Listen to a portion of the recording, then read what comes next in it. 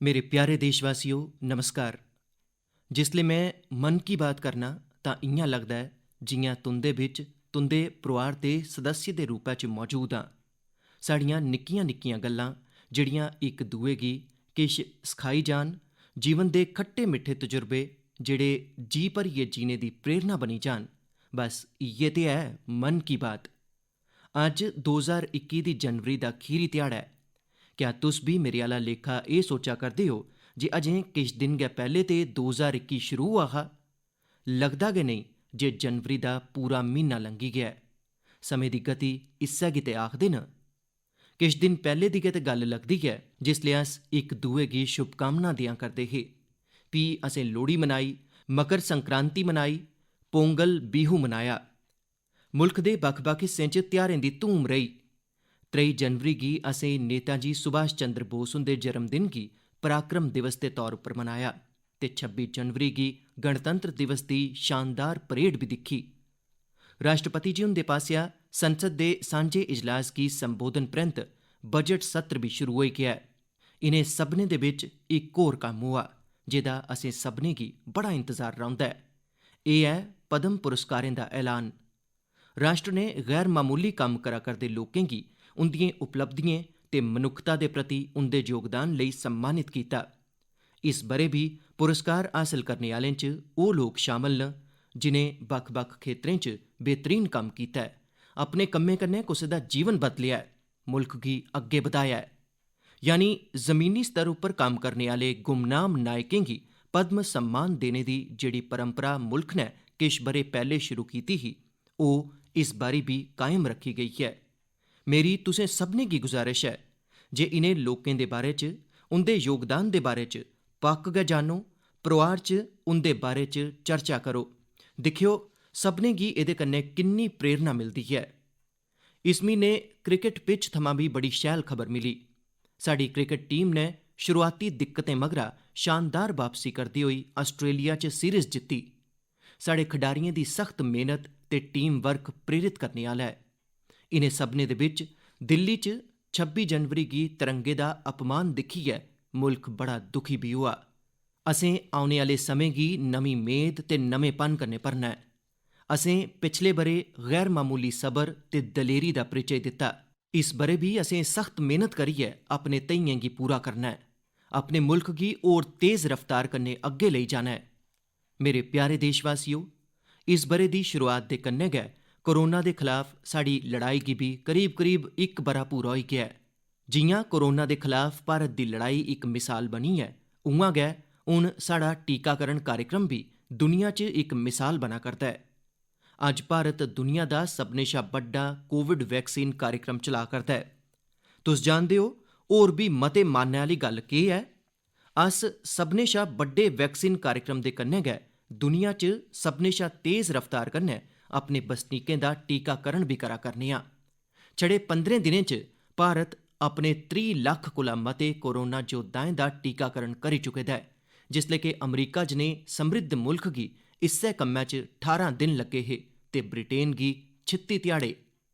साथियो, made in India vaccine अज्ज भारत दी आत्म निर्भरता दा ते प्रतीक है गै, भारत दे आत्म गौरव दा बी प्रतीक ऐ। नमो ऐप उप्पर यूपी थमां भ्रा हिमांशु यादव होरें लिखेआ ऐ जे मेड इन इंडिया वैक्सीन कन्नै मनै च इक नमां आत्म विश्वास आई गेआ ऐ। मदुरै थमां कीर्ति जी लिखदियां न जे उंदे केईं विदेशी दोस्त उनेंगी संदेस भेजियै भारत दा शुक्रिया अदा करा करदे न। कीर्ति जी हुंदे दोस्तें उनेंगी लिखेआ ऐ जे भारत ने जिस चाल्ली कोरोना खलाफ लड़ाई च दुनिया दी मदाद कीती ऐ, ओह्दे कन्नै भारत दे बारे च उंदे मनै च इज्जत होर बी बधी गेई ऐ।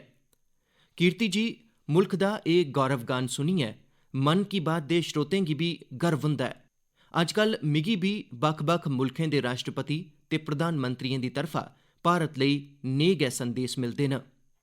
तुसें बी दिक्खेआ होग, उ'नें ब्राज़ील दे राष्ट्रपति होरें ट्वीट करियै जिस चाल्ली कन्नै भारत गी धन्नवाद दित्ता ऐ, ओह् दिक्खियै हर भारती गी किन्ना खरा लग्गा। ज्हारें किलोमीटर दूर दुनिया दे दूर दरेडे कोने दे बसनीकें गी रामायण दे उस प्रसंग दी इन्नी डूंह्गी जानकारी ऐ, उंदे मनै पर डूंह्गा प्रभाव ऐ।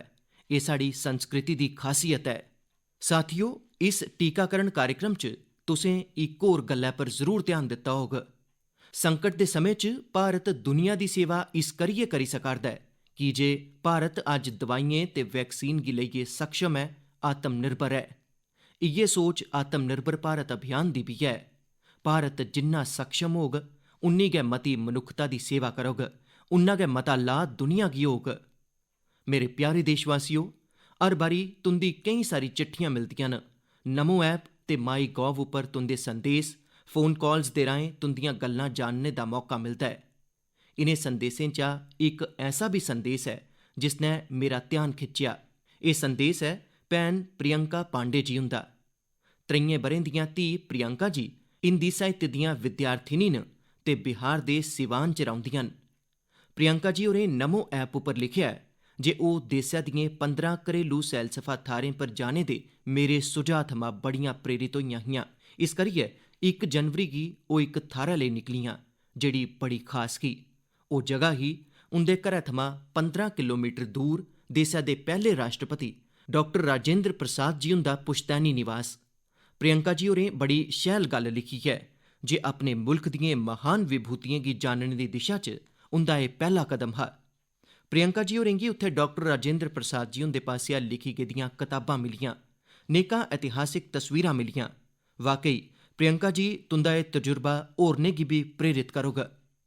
साथियो, इस ब'रे थमां भारत अपनी आज़ादी दे 75 ब'रें दा समारोह अमृत महोत्सव शुरू करन जा'रदा ऐ। ऐसे च एह् साढ़े ओकड़े महानायकें कन्नै जुड़ी दियें मकामी थाह्रें दा पता लाने दा बेहतरीन समें ऐ जिंदी वजह करी असेंगी आज़ादी मिली। साथियो, अस आज़ादी दे आंदोलन ते बिहार दी गल्ल करा करने आं तां में नमो ऐप पर गै कीती गेदी इक होर टिप्पणी दी भी चर्चा करना चाहंग। मुंगेर दे रौह्ने आह्ले जयराम विप्लव जी होरें मिगी तारापुर शहीद दिवस दे बारे च लिखेआ ऐ। 15 फरवरी 1932 1932 गी देशभक्तें दी इक टोली दे केईं वीर नौजवानें दी अंग्रेजें बड़ी गै बेरैह्मी कन्नै हत्या करी दित्ती ही। उंदा इकमात्र अपराध एह् हा जे ओह् वंदे मातरम ते भारत माता दी जय दे नारे ला करदे हे। मैं उनें शहीदें गी नमन करना ते उंदी दलेरी गी पूरी श्रद्धा कन्नै चेता करना। मैं जयराम विप्लव जी होरें गी धन्नवाद देना चाह्न्ना। ओह् इक ऐसी घटना गी देसै दे सामने लेइयै आए जिस पर उन्नी चर्चा नेईं होई सकी जिन्नी होनी लोड़चदी ही। मेरे प्यारे देशवासियो, भारत दे हर हिस्से च, हर शैह्र, कस्बे ते ग्रां च आज़ादी दी लड़ाई पूरी ताकत दे कन्नै लड़ी गेई ही। भारत भूमि दे हर कोने च ऐसे महान सपूतें ते वीरांगनाएं जन्म लैता जिनें राष्ट्र लेई अपना जीवन कुर्बान करी दित्ता। ऐसे च एह् बड़ा महत्वपूर्ण है जे साढ़े लेई कीते गेदे उंदे संघर्शें ते उंदे कन्नै जुड़ी दियें यादें गी अस संजोइयै रखचै ते एह्दे लेई उंदे बारे च लिखियै अस अपनी औने आह्ली पीढ़ियें आस्ते उंदियें यादें गी जींदा रक्खी सकने आं।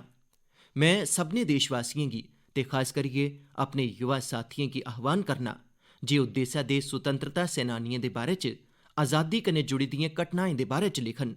अपने इलाके च सुतंत्रता संग्राम दे दौर दी वीरता दियें गाथाएं दे बारे च कताबां लिखन। हून जिसले कि भारत अपनी आज़ादी दे 75 ब'रे मनाग तां तुंदा लेखन आज़ादी दे नायकें दे प्रति उत्तम श्रद्धांजलि होग। युवा लखारियें आस्ते इंडिया 75 दे नमित्त इक पैह्लकदमी शुरू कीती जा'रदी ऐ। एह्दे कन्नै सभनें राज्यें ते भाशाएं दे युवा लखारियें गी प्रोत्साहन मिलोग। देसै च मती गिनतरी च ऐसे विशें पर लिखने आह्ले लखारी त्यार होङन जिंदा भारती विरासत ते संस्कृति उप्पर बड़ा गैह्रा अध्ययन होग। असें ऐसी उभरदी प्रतिभाएं दी पूरी मदाद करनी ऐ। एह्दे कन्नै भविक्ख दी दिशा तैऽ करने आह्ले थॉट लीडर्स दा इक वर्ग बी त्यार होग। में अपने युवा मित्रें गी इस पैह्ल दा हिस्सा बनने ते अपने साहित्यिक कौशल दा मते थमां मता इस्तेमाल करने लेई साद्दा दिन्ना। एह्दे कन्नै जुड़ी दियां जानकारियां शिक्षा मंत्रालय दी वैबसाइट थमां हासल करी सकदे न। मेरे प्यारे देशवासियो, मन की बात च श्रोतें गी केह् पसंद औंदा ऐ एह् तुस गै बेह्तर जानदे हो, पर मिगी मन की बात च सभनें शा खरा एह् लगदा ऐ जे मिगी बड़ा किश जानने, सिक्खने ते पढ़ने गी मिलदा ऐ। इक चाल्ली नै परोक्ष रूपै कन्नै तुंदे सभनें कन्नै जुड़ने दा मौका मिलदा ऐ। कुसै दी कोशिश, कुसै दा जज्बा, कुसै दा मुल्ख लेई किश करी दस्सने दा जुनून, एह् सब मिगी बड़ा प्रेरित करदे न, ऊर्जा कन्नै भरी दिंदे न। हैदराबाद दे बोयिनपल्ली च इक मकामी सब्जी मंडी किस चाल्ली अपनी जिम्मेदारी गी निभा करदी ऐ, एह् पढ़ियै भी मिगी बड़ा खरा लग्गा। असें सभनें दिक्खेआ ऐ जे सब्जी मंडियें च नेकां वजह करी बड़ी सब्जी खराब होई जंदी ऐ। एह् सब्जी इद्धर उद्धर फैलदी ऐ, गंदगी भी फैलांदी ऐ। पर बोयिनपल्ली दी सब्जी मंडी ने तैऽ कीता जे हर रोज बचने आह्ली इनें सब्जियें गी इ'यां गै सुट्टेआ नेईं जाग। सब्जी मंडी कन्नै जुड़े दे लोकें तैऽ कीता एह्दे कन्नै बिजली बनाई जाग। बेकार होई दी सब्जियें कन्नै बिजली बनाने दे बारे च शायद गै तुसें कदें सुनेआ होऐ। इ'यै ते इनोवेशन दी ताकत ऐ। अज्ज बोयिनपल्ली दी मंडी च पैह्ले जेह्ड़ा कचरा हा, अज्ज उस्सै कन्नै वैल्थ क्रिएट होआ'रदी ऐ। इ'यै ते कचरे थमां कंचन बनाने दी यात्रा ऐ। उत्थे हर रोज करीब 10 टन कचरा निकलदा ऐ। इसी इक प्लांट च किट्ठा करी लैता जंदा ऐ। प्लांट दे अंदर इस कचरे थमां हर रोज 500 यूनिट बिजली बनदी ऐ ते करीब 30 किलो जैविक ईंधन भी बनदा ऐ। इस बिजली कन्नै गै सब्जी मंडी च रोशनी होंदी ऐ ते जेह्ड़ा जैविक ईंधन बनदा ऐ, ओह्दे कन्नै मंडी दी कैंटीन च रुट्टी बनाई जंदी ऐ ना कमाल दी कोशिश? ऐसा गै इक कमाल हरियाणा दे पंचकुला दी बड़ौत ग्राम पंचायत ने भी करियै दस्सेआ ऐ। इस पंचायत दे इलाके च पानी दी निकासी दी समस्या ही। इस वजह करी गंदा पानी इद्धर उद्धर फैला करदा हा, बमारी फैलांदा हा। पर बड़ौत दे लोकें तैऽ कीता जे इस बेकार पानी थमां भी वैल्थ क्रिएट करगे। ग्राम पंचायत ने पूरे ग्रां थमां औने आह्ले गंदे पानी गी इक जगह किट्ठा करियै फिल्टर करना शुरू कीता ते फिल्टर कीता गेदा एह् पानी हून ग्रां दे करसान खेतरें च सिंचाई लेई इस्तेमाल करा करदे न। यानी प्रदूषण, गंदगी ते बमारियें थमां छुटकारा भी ते खेतरें च सिंचाई भी। साथियो, पर्यावरण दी राखी कन्नै कि'यां आमदन दे रस्ते भी खुलदे न, एह्दी इक मिसाल अरुणाचल प्रदेश दे तवांग च भी दिक्खने गी मिली। अरुणाचल प्रदेश दे इस प्हाड़ी इलाके च सदियें थमां मोन शुगु नांऽ दा इक पेपर बनाया जंदा ऐ। एह् कागद इत्थूं दे मकामी शुगु शेंग नांऽ दे इक बूह्टे दी छाल कन्नै बनांदे न। इस करियै इस कागद गी बनाने लेई दरख्तें गी नेईं बड्ढना पौंदा ऐ। एह्दे अलावा इसी बनाने च कुसै रसैन दा इस्तेमाल भी नेईं होंदा ऐ। यानी एह् कागद पर्यावरण लेई भी सुरक्षित ऐ ते सेह्त लेई भी। इक ओह् भी समें हा जिसलै इस कागद दा निर्यात होंदा हा, पर जिसलै आधुनिक तकनीक कन्नै बड्डी मात्रा च कागद बनन लगे तां एह् मकामी कला बंद होने दी कगार उप्पर पुज्जी गेई। हून इक मकामी समाजी कार्यकर्ता गोम्बू ने इस कला गी परतियै जींदा करने दा जतन कीता ऐ। एह्दे कन्नै इत्थें दे आदिवासी भ्राएं भैनें गी रोजगार भी मिला करदा ऐ। मैं इक होर खबर केरल दी दिक्खी ऐ जेह्ड़ी असें सभनें गी अपनी जिम्मेदारियें दा एहसास करोआंदी ऐ। केरल दे कोट्टायम च इक दिव्यांग बजुर्ग न, NS राजप्पन साह्ब। राजप्पन जी लकवे दे कारण चलने च असमर्थ न, पर एह्दे कन्नै साफ सफाई दे प्रति उंदे समर्पण च कोई कमी नेईं आई ऐ। ओह् पिछले केईं ब'रें थमां किश्ती कन्नै वेम्बनाड झील च जंदे न ते झील च सुट्टी गेदी प्लास्टिक दियां बोतलां बाह्र कड्ढियै लेई औंदे न। सोचो, राजप्पन जी हुंदी सोच किन्नी उच्ची ऐ। असेंगी बी राजप्पन जी हुंदे थमां प्रेरणा लेइयै स्वच्छता लेई जित्थै मुमकिन होऐ अपना योगदान देना लोड़चदा ऐ। मेरे प्यारे देशवासियो, किश दिन पैह्ले तुसें दिक्खेआ होग अमरीका दे सैन फ्रांसिस्को थमां बेंगलुरु लेई इक नॉन स्टॉप डोआरी दी कमान भारत दियें 4 महिला पायलटें सांभी। 10,000 किलोमीटर थमां भी मता लम्मा छिंडा तैऽ करियै एह् डोआरी 225 कोला मते यात्रियें गी भारत लेइयै आई। तुसें इस बारी 26 जनवरी दी परेड च भी गौर कीता होग जित्थै भारती वायुसेना दी 2 महिला अफसरें नमां इतिहास रची दित्ता ऐ। खेतर कोई भी होऐ, देसै दियें महिलाएं दी भागीदारी लगातार बधै करदी ऐ। पर अक्सर अस दिक्खने आं जे मुल्ख दे ग्राएं च होआ'रदे इस किस्मै दे बदलाव दी उन्नी चर्चा नेईं होई पांदी। इस करियै जिसलै मैं इक खबर मध्य प्रदेश दे जबलपुर दी दिक्खी तां मिगी लग्गा जे एह्दा जिक्र ते मिगी मन की बात च पक्क गै करना लोड़चदा। एह् खबर बड़ी प्रेरणा देने आह्ली ऐ। जबलपुर दे चिचगांव च किश आदिवासी महिलां चावलें दी इक मिल च ध्याड़ी पर कम्म करदियां हियां। कोरोना वैश्विक महामारी ने जिस चाल्ली दुनिया दे हर इक माह्नुऐ गी प्रभावित कीता, उस्सै चाल्ली एह् महिलां भी प्रभावित होईयां। उंदी चावलें दी मिल च कम्म रुकी गेआ। स्वाभाविक ऐ जे एह्दे कन्नै आमदन दी भी दिक्कत औन लगी, पर एह् निराश नेईं होईयां। इनें हार नेईं मन्नी। इनें तैऽ कीता जे एह् किट्ठे मिलियै आपूं अपनी चावलें दी मिल शुरू करङन। जिस मिल च एह् कम्म करदियां हियां, ओह् अपनी मशीन भी बेचना चांह्दी ही। इंदे चा मीना राहंग डाले जी होरें सभनें महिलाएं गी जोड़ियै आप सहायता समूह बनाया ते सभनें अपनी बचाई दी पूंजी थमां पैसा जुटाया। जेड़ा पैसा थुड़ी गया ओह्दे लेई आजीविका मिशन दे तैह्त बैंक थमां दोआर लेई लैता ते हुन दिक्खो इनें आदिवासी भैनें उ'ऐ चावलें दी मिल खरीदी लैती जेह्दे च ओह् कदें कम्म करदियां होंदियां हियां। अज्ज ओह् आपूं अपनी चावलें दी मिल चला करदियां न। इन्ने गै दिनें च इस मिल ने करीब 3 लक्ख रपें दा मुनाफा बी कमाई लैता ऐ। इस मुनाफे कन्नै मीना जी ते उंदी साथी सभनें शा पैह्ले बैंक दा कर्जा चुकाने ते फ्ही अपने बपार गी बधाने लेई त्यारी करा करदियां न। कोरोना ने जेह्ड़े हालात बनाए ओह्दे नै मुकाबले आस्तै मुल्ख दे कोने कोने च ऐसे अनोखे कम्म होए न। मेरे प्यारे देशवासियो, जेकर मैं तुंदे कन्नै बुंदेलखंड दे बारे च गल्ल करां तां ओह् केह्ड़ियां चीजां न जेह्ड़ियां तुंदे मनै च औङन? इतिहास च दिलचस्पी रखने आह्ले लोक इस खेतर गी झांसी दी रानी लक्ष्मी बाई दे कन्नै जोड़ङन। उत्थै गै किश लोक खूबसूरत ते शांत ओरछा दे बारे च सोचङन।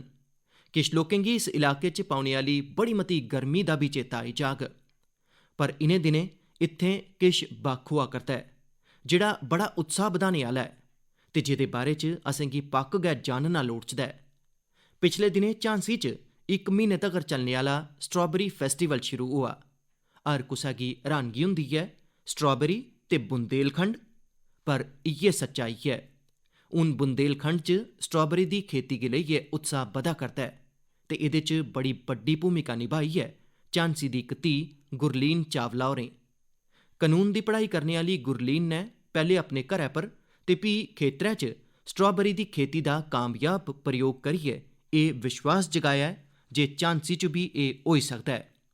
झांसी दा strawberry festival stay at home concept उप्पर जोर दिंदा ऐ। इस महोत्सव दे राहें करसानें ते युवाएं गी अपने घरै दे पिच्छे खाली थाह्रै जां छत्तै पर टेरेस गार्डन च बागवानी करने ते स्ट्राबेरीज उगाने लेई प्रोत्साहित कीता जा'रदा ऐ। नमीं टेक्नोलाजी दी मदाद कन्नै ऐसे गै जतन देसै दे होरनें हिस्सें च बी होआ करदे न। जेह्ड़ी स्ट्राबेरी कदें प्हाड़ें दी पंछान ही, ओह् हून कच्छ दी लेतरी जिमीं पर बी होन लगी पेई ऐ। करसानें दी आमदन बधा करदी ऐ। साथियो, स्ट्राबेरी फेस्टिवल जनेह् प्रयोग इनोवेशन दी भावना गी ते प्रदर्शित करदे गै न, कन्नै गै इब्बी दसदे न जे साढ़े देसै दा कृषि क्षेत्र कि'यां नमीं टेक्नोलाजी गी अपना करदा ऐ। साथियो, खेती गी आधुनिक बनाने लेई सरकार प्रतिबद्ध ऐ ते नेकां गैईं पुट्टा बी करदी ऐ। सरकार दे जतन अग्गै बी जारी रौह्ङन। मेरे प्यारे देशवासियो, किश गै दिन पैह्ले मैं इक वीडियो दिक्खेआ। ओह् वीडियो पच्छम बंगाल दे वेस्ट मिदनापुर स्थित नया पिंगला ग्रां दे इक चित्रकार सरमुद्दीन हुंदा हा। ओह् खुशी जाह्र करा करदे हे जे रामायण उप्पर बनाई दी उंदी पेंटिंग 2 लक्ख रपें च बिकी ऐ। एह्दे कन्नै उंदे ग्रां आह्लें गी बी बड़ी खुशी मिली ऐ। इस वीडियो गी दिक्खने परैंत मिगी एह्दे बारे च होर मता जानने दी उत्सुकता होई। इस्सै क्रम च मिगी पच्छम बंगाल कन्नै जुड़ी दी इक बड़ी खरी पैह्ल दे बारे च जानकारी मिली जिसी मैं तुंदे कन्नै जरूर सांझा करना चाह्ङ। सैलसफा मंत्रालय दे क्षेत्रीय दफ्तर ने म्हीने दे शुरू च गै बंगाल दे ग्राएं च इक इनक्रेडिबल इंडिया वीकेंड गेटवे दी शुरुआत कीती। एह्दे च पच्छम मिदनापुर, बांकुरा, बीरभूम, पुरुलिया, पूर्व बर्धमान, उत्थै दे हस्तशिल्प कलाकारें उत्थै औने आह्लें आस्तै हैंडीक्राफ्ट वर्कशाप आयोजित कीती। मिगी इब्बी दस्सेआ गेआ जे इनक्रेडिबल इंडिया वीकेंड गेटवेज दे दरान दस्तकारियें दी जेह्ड़ी कुल बिक्री होई ओह् हस्तशिल्पकारें गी बड़ा प्रोत्साहित करने आह्ली ऐ। मुल्ख भरै च लोक बी नमें नमें तरीकें कन्नै साढ़ी कला गी लोकप्रिय बना करदे न। ओडिशा दे राउरकेला दी भाग्यश्री साहू होरें गी दिक्खी लैओ। उ'आं ते ओह् इंजीनियरिंग दी छात्रा न, पर पिछले किश म्हीनें च उ'नें पट्टचित्र कला गी सिक्खना शुरू कीता ते ओह्दे च म्हारत हासल करी लैती ऐ। पर क्या तुस जानदे हो जे उ'नें पेंट कुत्थै कीता? सॉफ्ट स्टोन्स उप्पर। कालेज जाने दे रस्ते च भाग्यश्री होरें गी एह् सॉफ्ट स्टोन्स मिले। उ'नें इनेंगी किट्ठा कीता ते साफ कीता। मगरा उ'नें हर रोज 2 घैंटे इनें पत्थरें पर पट्टचित्र शैली च पेंटिंग कीती। ओह् इनें पत्थरें गी पेंट करियै उनेंगी अपने दोस्तें गी तोहफे देन लगी पेइयां।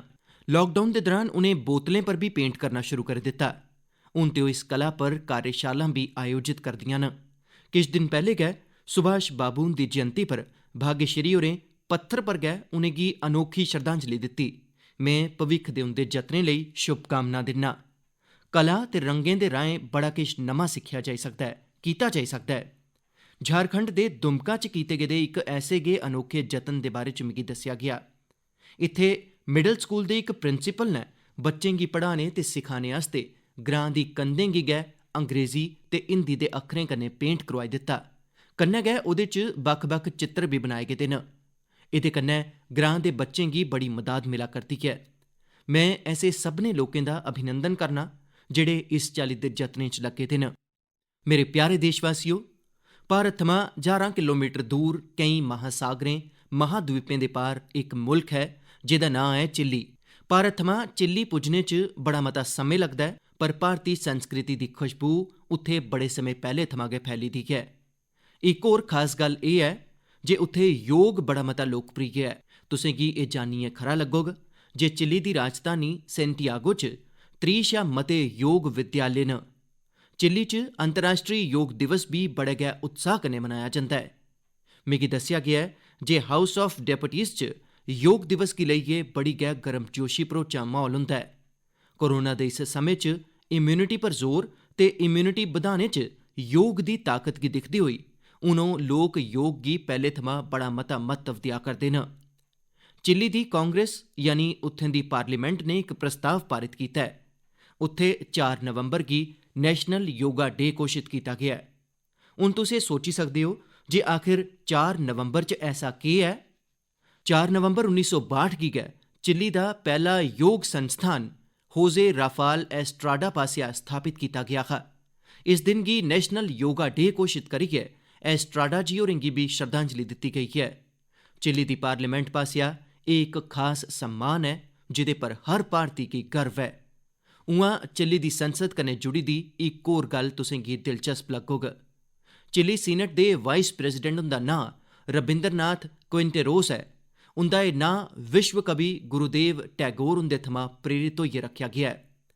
मेरे प्यारे देशवासियो, माई गॉव उप्पर महाराष्ट्र दे जालना दे डाक्टर स्वप्निल मंत्री ते केरल दे पलक्कड़ दे प्रहलाद राजगोपालन होरें गुजारिश कीती है जे मैं मन की बात च सड़क सुरक्षा पर भी तुंदे कन्नै गल्ल करां। इस्सै म्हीने 18 जनवरी थमां 17 फरवरी तगर साढ़ा मुल्ख सड़क सुरक्षा माह यानी रोड सेफ्टी मंथ भी मना करदा है। सड़क हादसे अज्ज साढ़े देशा च गै नेईं पूरी दुनिया च चैंता दा विशे न। अज्ज भारत च रोड सेफ्टी लेई सरकार दे कन्नै गै व्यक्तिगत ते सामूहिक स्तर उप्पर केईं किस्मै दे जतन भी कीते जा'रदे न। जीवन बचाने दे इनें जतनें च असें सभनें गी सक्रिय रूप कन्नै भागीदार बनना लोड़चदा है। साथियो, तुसें ध्यान दित्ता होग सीमा सड़क संगठन जेह्ड़ियां सड़कां बनांदा है ओह्दे शा लंघदे होई तुसें गी बड़े गै नमें किस्मा दे स्लोगन दिक्खने गी मिलदे न। This is highway not runway जां फ्ही बी mister late than late mister. एह् स्लोगन सड़कै पर सावधानी बरतने गी लेइयै लोकें गी जागरूक करने च बड़े असरदार होंदे न। हून तुस बी ऐसे गै इनोवेटिव स्लोगन जां कैच फ्रेजेस माई गॉव उप्पर भेजी सकदे हो। तुंदे खरे स्लोगन्स भी इस अभियान च इस्तेमाल च आने जाङन। साथियो, रोड सेफ्टी दे बारे च गल्ल करदे होई मैं नमो ऐप पर कोलकाता दी अपर्णा दास जी हुंदी इक पोस्ट दी चर्चा करना चाहङ। अपर्णा जी होरें मिगी फास्टैग प्रोग्राम पर गल्ल करने दी सलाह दित्ती है। उंदा आखना है जे फास्टैग कन्नै यात्रा दा तजुर्बा गै बदली गेआ है। एह्दे कन्नै समें दी ते बचत होंदी गै है, टोल प्लाजा पर रुकने, नगद भुगतान दी चैंता करने जनेहियां दिक्कतां भी खत्म होई गेइयां न। अपर्णा जी हुंदी गल्ल स्हेई भी है। पैह्ले साढ़े इत्थे टोल प्लाजा पर इक गड्डी गी औसतन 7 थमां 8 मिंट लग्गी जंदे हे, पर फास्टैग औने परैंत एह् समें औसतन छड़ा 1.5-2 मिंट गै रेही गेआ है। टोल प्लाजा पर बलगने दे समें च कमी औने कन्नै गड्डी दे ईंधन दी बचत भी होआ'रदी है। एह्दे कन्नै देशवासियें दे करीब 21,000 करोड़ रपे बचने दा अनुमान है, यानी पैसे दी भी बचत ते समें दी भी बचत। मेरी तुसें सभनें गी गुजारिश है जे सभनें दिशा निर्देशें दा पालन करदे होई अपना भी ध्यान रक्खो ते दुएं दा जीवन भी बचाओ। मेरे प्यारे देशवासियो, साढ़े इत्थे आखेआ जंदा है जल बिंदु निपातेन क्रमशः पूर्यते घटः, यानी इक इक बूंद कन्नै गै घड़ा भरदा है। साढ़े इक इक जतन कन्नै गै साढ़े धैइये पूरे होंदे न। इस करियै 2021 दी शुरुआत जेह्ड़े लक्ष्यें दे कन्नै असें कीती है उनेंगी असें सभनें मिलियै गै पूरा करना है तां आओ अस सब्भै मिलियै इस ब'रे गी सार्थक करने लेई अपने अपने कदम बधाचै। तुस अपना सनेहा, अपने विचार पक्क गै भेजदे रवो। अगले म्हीने अस फ्ही मिलगे। इति विदा पुनर्मिलनाय।